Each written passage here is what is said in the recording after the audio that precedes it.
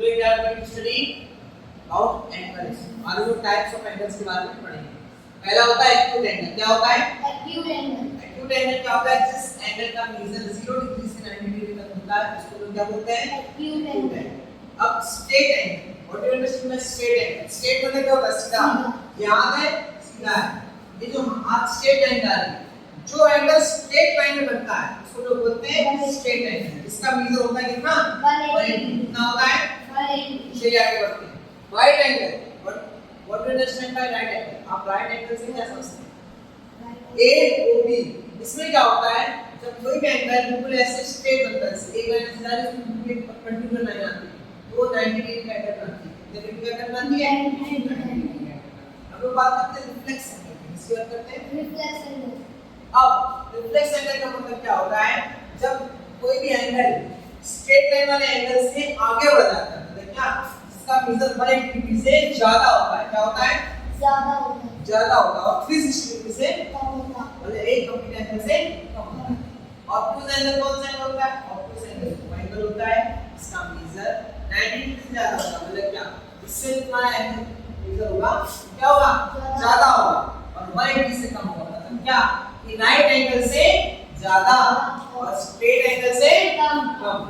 Complete को मैं जानते हो जो पूरा का पूरा एक राउंड लेकर के राउंड ले ले और उसके बाद एक पूरा एंगल बनाए जिसको हम 360 डिग्री बोलेंगे। क्लियर?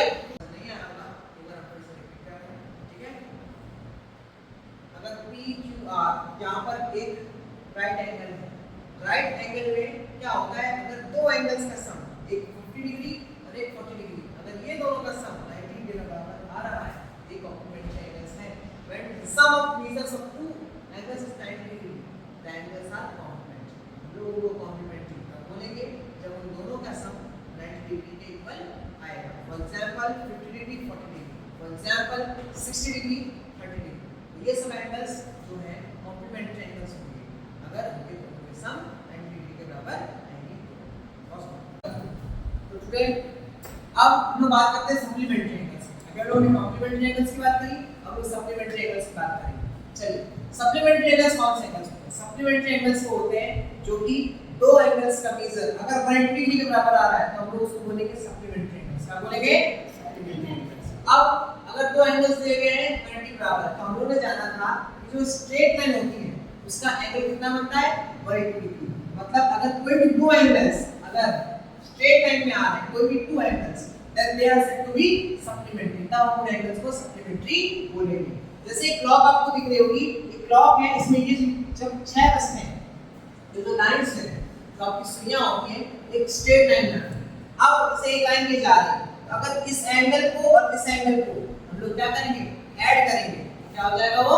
सप्लीमेंट्री। क्या हो जाएगा? सप्लीमेंट्री। क्या आपको समझ आ रही बात? अब हम बात करते हैं किसकी? Pairs of lines. तो इंटरसेक्टिंग लाइंस, आप लोग इंटरसेक्टिंग लाइंस से क्या समझते हैं? इंटरसेक्टिंग लाइंस वो लाइंस होती हैं जो एक दूसरे को इंटरसेक्ट करती हैं। इंटरसेक्ट का मतलब होता है एक दूसरे को कट करती है, एक दूसरे की जगह मिलती है। जैसे ये लाइन एक आपको दिख रही है, एक ये लाइन दिख रही है, एक ये लाइन जा रही है, एक ये लाइन जा रही है, दोनों ही एक पॉइंट पर आके मिल रही है। इस पॉइंट को हम लोग पॉइंट ऑफ इंटरसेक्शन बोलते हैं। क्या बोलते हैं? Point of intersection. हो गया। अब बात करते हैं ट्रांसवर्सल लाइन।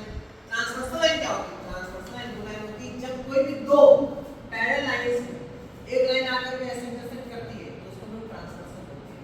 यहाँ पर AB और CD आपस में पैरेलल है। AB CD आपस में जब पैरेलल है, एक लाइन से आकर के मिल रही है जैसे MN, इस लाइन को हम लोग बोलेंगे ट्रांसवर्सल। क्या बोलेंगे? ट्रांसवर्सल। तो हम लोग पढ़ लेते हैं line that intersects two or more lines in a plane at distinct points is called transversal line. मतलब क्या वो अलग-अलग पॉइंट्स पर कट करेंगे। इस लाइन को O पे कट कर रही है, इस लाइन को B